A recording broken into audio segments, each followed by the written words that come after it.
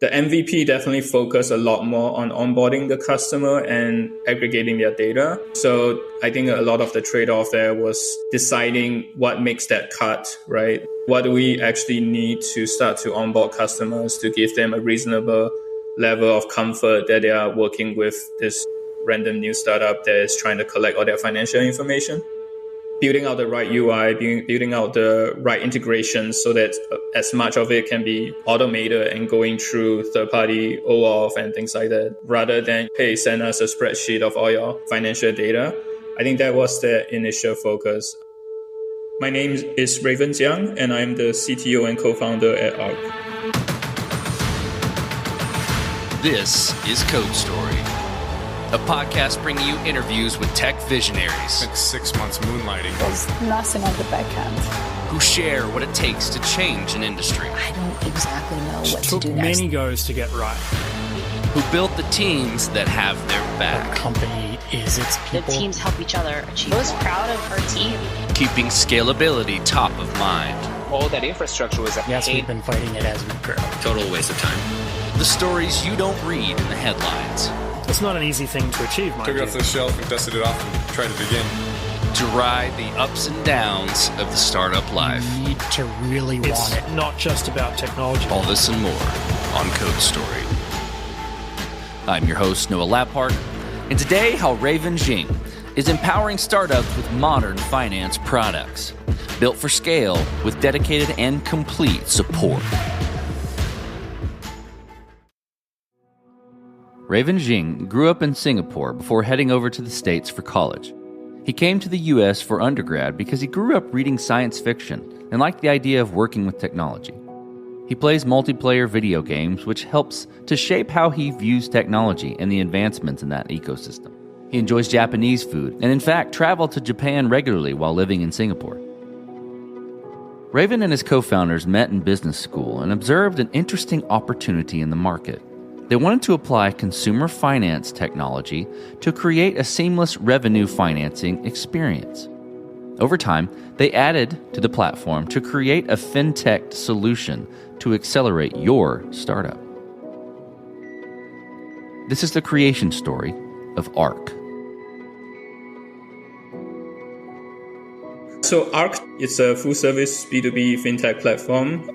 What we do is we offer cash management, treasury, and financing services to software businesses, oftentimes startups between kind of the Series A to B range. We actually started off focusing mainly on the revenue-based financing service. So what that looks like is startups looking to get finance can show us their future revenues and use that as a way to receive effectively an upfront loan. Over time, we expanded that portfolio of products and launched cash management, which is debit card, corporate checking accounts, things like that. And then also the treasury management side, which is a brokerage account that helps you manage your corporate treasury in investing in a variety of securities that can help you preserve your capital. I have two co-founders. The three of us met in business school right before starting Arc, and we just saw an interesting opportunity at the beginning to really apply some of the consumer fintech technologies to create a really fast and seamless revenue financing experience. And that's how we got started. And over time, we expanded the product as we got more feedback from our customers. So let's dive into the MVP, so that first version of the product you built. How long did it take you to build, and what sort of tools did you use to bring it to life? The first version of the product, the MVP, is really the revenue-based financing product. And what that looks like is like an onboarding flow with a light loan management system at the back end. So the onboarding flow is meant to collect a variety of information from the customers, including banking, accounting, and other company-related information. So there's a lot of like third-party integrations on the back end to help facilitate that. But fundamentally, it's a full-stack web app with third-party API integrations. We got that up and running pretty much once we set on the direction and really started building. I would say it probably took less than a month to get that initial product in front of the first live customer. The app continues to be actually built on a fully TypeScript front-end, back-end with Postgres SQL. And the idea was to create a really fast, type safe, and relatively standard environment that people can be really productive and have high product velocity on, because we anticipated the need to really just move fast with some of these features and improvements. And we also saw that as our comparative advantage compared to a lot of the traditional lenders and financing companies that have old school web portals that don't really change over time. You're alluding to some of this at a high level, but I wanted to dig into some of the decisions and trade-offs you had to make in the short term in building that MVP. It could have been like, approach, feature cut, technical debt, or things like that. Tell me about some of those and how you coped with those decisions. Ultimately, a revenue-based financing platform needed to not just have a great onboarding experience, but to have the loan servicing aspect of it. So that's cash being sent out, there's cash being received. The MVP definitely focused a lot more on onboarding the customer and aggregating their data. So I think a lot of the trade-off there was deciding what makes that cut, right? What do we actually need to start to onboard customers to give them a reasonable level of comfort that they are working with this random new startup that is trying to collect all their financial information?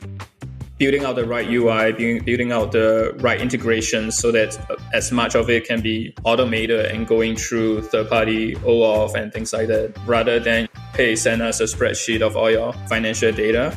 I think that was the initial focus. And a lot of the other things that come later down the pipeline, such as actually sending out the money to them or like collecting payments, that was basically going to be done manually at the beginning. So I think that was the trade-offs on what makes that cut and what doesn't. So let's move forward then. So you've got the MVP, it's working, it's the revenue-based financing portion of it. How did you progress the product from there and mature it? And I heard you mention earlier, like taking feedback from customers. I'm curious about that. And I'm curious about how you built your roadmap and how you went about deciding, okay, this is the next most important thing to build or to address with Arc. There were definitely iterative improvements that were really obvious. Once you start to have a portfolio of active cash advances, you needed to service them, which means send the money out when they ask for it, but also collect them over time and have a record of that and all that. So that was like a very obvious iterative next step, improving on a lot of those systems, the reliability, the types of user ergonomics of that, right? Like the notifications, the UI and all that. But some of the iterative approach also led us to a place where there are certain features that customers started to talk about. Some of our customers actually bootstrap companies that are generating revenue, but maybe didn't even have a real corporate bank account at the time. We started thinking about, to improve the customer experience, like it would be cool to have a built-in way to have a checking account to both allow companies to have access to their cash advances much more quickly, but also just as like an added value for the types of companies that maybe don't quite have a bank account right now.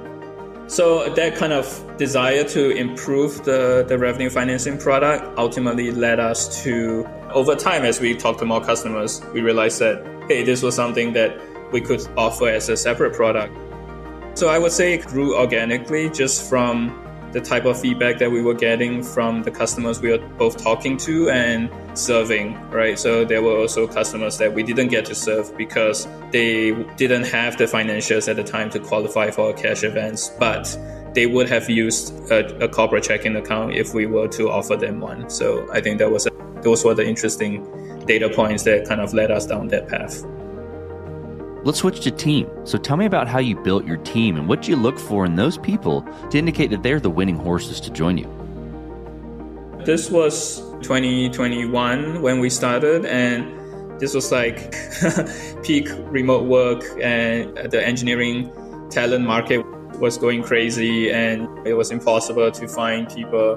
But I think even from the beginning, we felt quite strongly that we wanted an in-person working culture, because I just like really believe that in the early stage of a startup, especially one that's going through a lot of product explorations, a lot of learning, I think it was important for people to be able to collaborate in person. And so I think a lot of our search initially was to look for the type of engineers that would be excited by that idea. And I think a lot of our early hires were like big tech experienced engineers who just got tired of the slowness of big tech, plus the kind of like disengagement that's created by this fully remote environment that they were experiencing.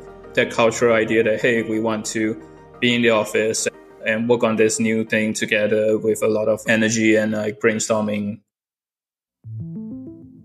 So let's talk about scalability. And this will be interesting given, the fintech nature of the product and how important limited disruptions are. So tell me about how you approach scalability. Was it built to scale from day one or with abstractions in mind, or have you fought this as you've grown in any sort of capacity?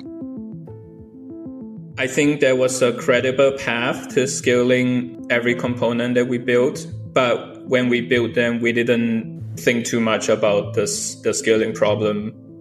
You definitely want to adopt technology and framework, or at least we thought that was important to do, to adopt technology and frameworks that have a proven track record of scaling over time. But the initial implementation or how we use those tools and frameworks in the beginning, we were not going to put extra effort into building the scalable version of it right away. I think as long as the credible migration path exists, I think we were happy. To add to that, we were also pretty sure that we were a B2B company, and the type, even in the best case scenario of, oh, hey, we have, let's say, tens of thousands of companies with dozens of users each, we were not going to be the scale of Facebook. So I think there's a lot of design decisions that maybe can be easier as a result of that knowledge. So as you step out on the balcony and you look across all that you've built, what are you most proud of? I think that we have, in the span of less than 3 years, built a suite of product that's fairly competitive in the market that we are in. I think people have probably heard of Brex and Mercury, and they have been around for quite a while. We've been around for less than 3 years. And I think today we are going head to head with them in a lot of products that we offer. And so I think the fact that the team has been able to move very fast and build the product in a way that ensures a good amount of safety and correctness, I think that's been a really great accomplishment for the team. Let's flip the script a little bit. Tell me about a mistake you made and how you and your team responded to it. I was trying to improve our instrumentation for observability, to improve the way that we were capturing and handling all the errors that might happen at runtime.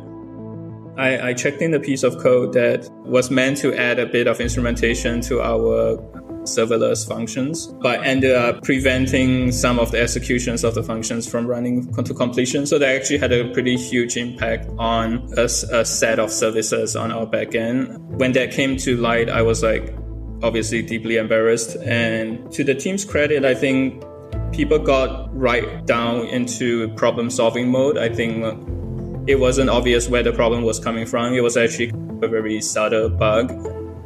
For those of you familiar with TypeScript, it ultimately involved the async await and a missing await in an obscure middleware. But yeah, I think the team responded really well, and there was a lot of fast collaboration of ideas around what could the problem be. And when we ultimately narrowed down the problem, I think that people came up with a pretty great recovery plan around replaying of some of the missing event messages and things like that. So I think at Arc, we definitely have a culture where people are always happy to dive into problems that maybe they don't feel personally responsible for, but they happy to jump in and help to resolve them. So I think that's been a great consistent feature of Arc over time, and I think it's served us well. And in this case, it was a problem that I caused, and I think the team did really well there.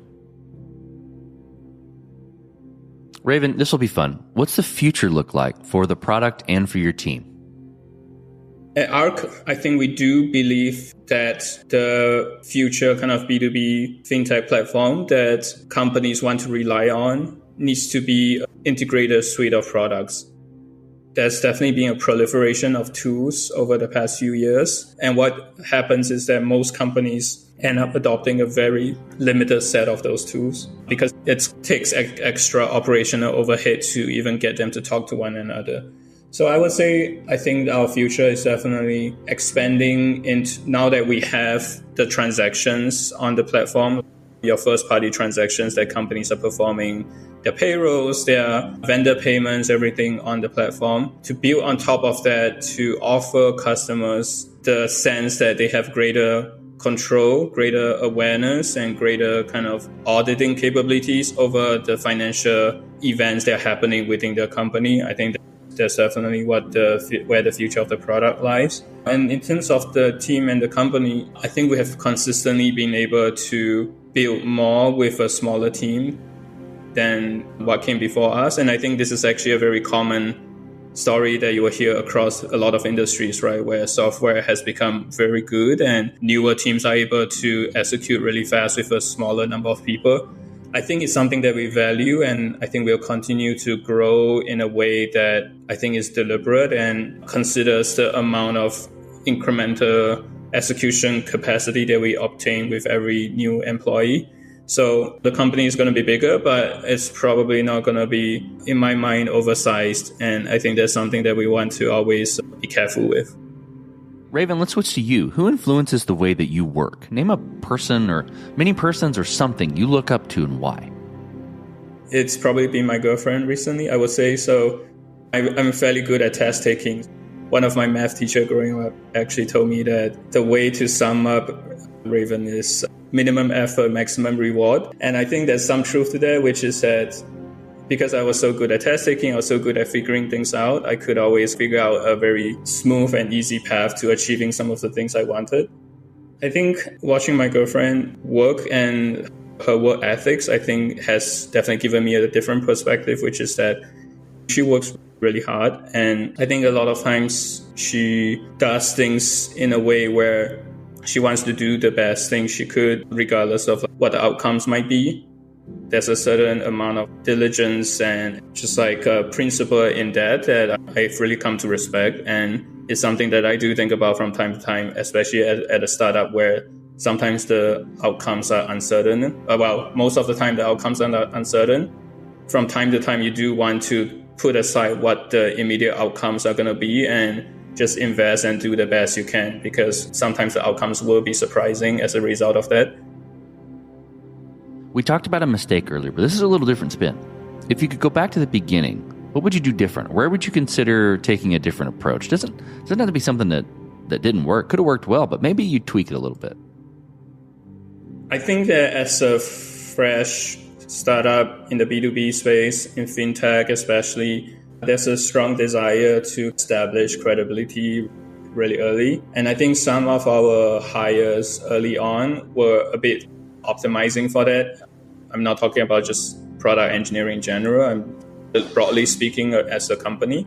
I think what ended up happening was that there was a bit of probably a cultural mismatch when you try to hire, especially in our space, really credible people from big companies, right? Because a lot of times the type of working style and culture just didn't work quite well for a company that is our stage, needs to figure things out and needs to oftentimes not do the exact same thing that has been shown to work in the past. So I would say, thinking back, I would probably want us, or something I would advise probably to any startup, is to think about the problems that you actually need to solve and find people that you think will be good at solving those problems, rather than the similar problems that big companies face and the people that are solving those problems at the big companies. They have the same name, like a lot of the things are going to be the same. Security, like fraud, like whatever it is, startups deal with that, big companies deal with that. But the actual problem that startups deal with in solving those things are very different from what big companies do. And the type of people that you need are probably going to be different. Okay, last question, Raven. So you're getting on a plane and you're sitting next to a young entrepreneur who's built the next big thing. They're jazzed about it. They can't wait to show it off to the world and can't wait to show it off to you right there on the plane. What advice do you give that person, having gone down this road a bit? I think that having an initial product and an idea that you're excited about is definitely really important. I think it gives you the energy and the momentum at the beginning that's helpful to a startup. But I will also say that in the long term, if you look at most companies that turn out to be successful, a lot of their initial ideas are definitely no longer relevant, right? Examples I can think of maybe would be if you look at, let's say, AWS. The beginnings of AWS and where it is now are very different.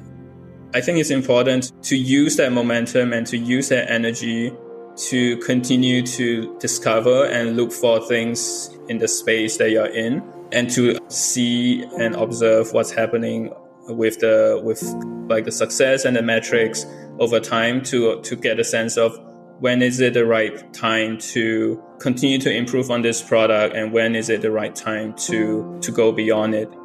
That's always a tough decision, and I think some people stay married to one thing for longer than they should, and some people probably didn't give certain ideas enough of a try before they give up. That's fantastic.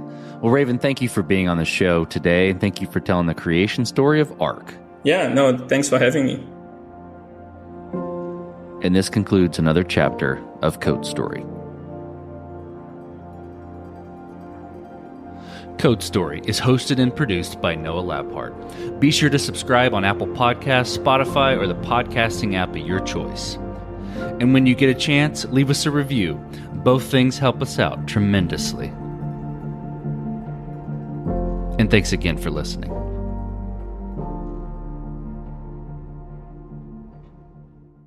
If you're a podcast host, listen up, this one's for you. My name is Allie Jackson. I'm the host of Finding Mr. Height, a dating and relationship podcast that I've been doing for 4 years now, sharing my positive and practical approach to dating that's built on my own life experience. And I wanted to share another experience that I've had, my secret behind monetizing my show. It's called Red Circle, and I was just telling my colleague about how much I love their platform. With Red Circle, not only am I getting a seamless hosting experience, but I also love the support I receive in ad sales. It's not just typical ad sales either. It's targeted opportunities based on my show and my life. And the platform is super simple. You just set your preferences and Red Circle matches you with sponsors that align with your show. You can vet every opportunity, and their platform gives you great analytics. More recently, too, my Red Circle team has brought me opportunities outside of my podcast on social media to really augment the podcast partnerships, bring them full circle. I just can't recommend them enough. If you want to give it a try, go to redcircle.com to get your free trial. That's redcircle.com for a free trial.